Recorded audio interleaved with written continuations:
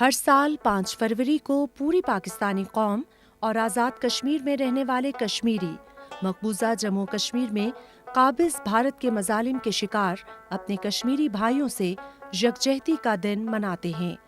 اس دن پاکستان اور آزاد کشمیر کے ہر چھوٹے بڑے شہر اور قصبے میں ریلیوں، جلوسوں اور سیمینار منعقد کیے جاتے ہیں تاکہ مقبوضہ جموں کشمیر میں غاصب بھارت کے مظالم کو عالمی برادری کے سامنے آشکار کیا جائے۔ یہ دن منانے کا مقصد یہ ہے کہ تنازع کشمیر کو بین الاقوامی سطح پر اجاگر کیا جائے اور اقوام متحدہ و عالمی برادری کو کشمیری عوام سے کیے گئے وعدے یاد دلائے جا سکیں۔ پاکستانی عوام اور حکومت پاکستان نے اپنے کشمیری بھائیوں کے دکھ درد کو ہمیشہ محسوس کیا ہے۔ یہی وجہ ہے کہ پاکستان نے ہمیشہ ہر فورم پر کشمیری بھائیوں کی سیاسی، اخلاقی اور سفارتی حمایت کی ہے۔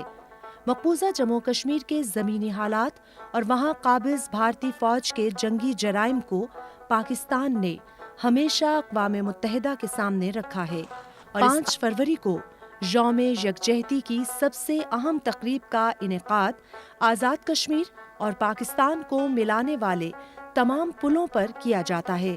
پاکستانی اور کشمیری عوام ہاتھوں میں ہاتھ ڈال کر زنجیر بناتے ہیں جو پاکستان اور کشمیر کے اٹوٹ اور بے لوث رشتوں کی ترجمانی ہے۔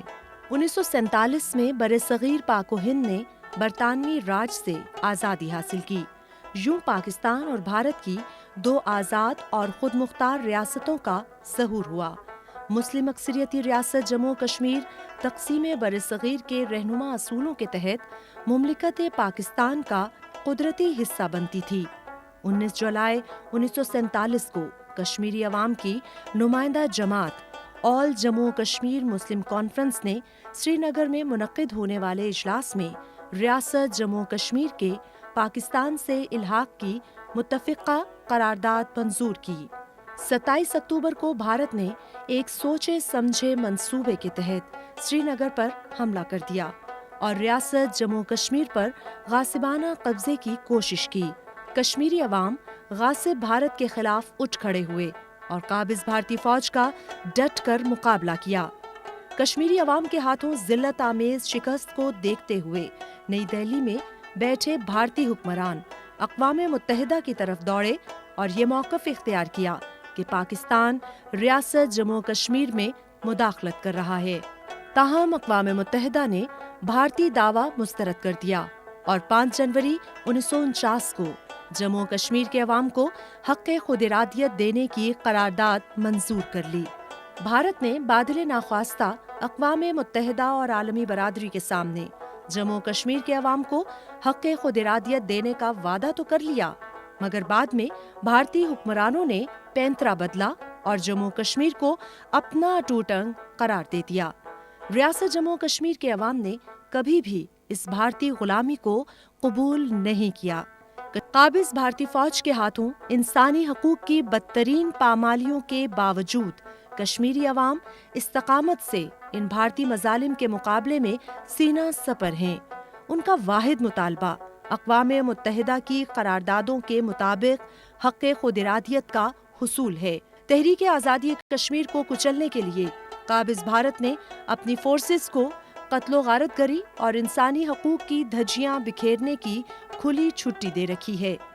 جنوری 1989 سے اب تک حق خود ارادیت کے مطالبے کی پاداش میں بھارتی فوج 95,400 سے زائد کشمیریوں کو شہید کر چکی ہے۔ 1,58,300 سے زائد کشمیریوں کو پابند سلاسل کیا جا چکا ہے۔ قابض بھارتی فوج 11,100 سے زائد کشمیری خواتین کی عفت پامال کر چکی ہے۔ 10,000 سے زائد کشمیری نوجوانوں کو ہمیشہ کے لیے لاپتہ کر دیا گیا ہے، جبکہ 7,120 سے زائد کشمیریوں کو زیر حراست شہید کر دیا گیا ہے۔ 1,09,440 سے زائد مکانات اور دیگر تعمیرات کو بھارتی فوج نے نذر آتش کر دیا ہے۔ قابض بھارتی فوج کے مظالم کے باعث 22,900 سے زائد کشمیری خواتین بیوہ ہو چکی ہیں، جبکہ 1,07,700 سے زائد کشمیری بچوں کو یتیم کر دیا گیا ہے۔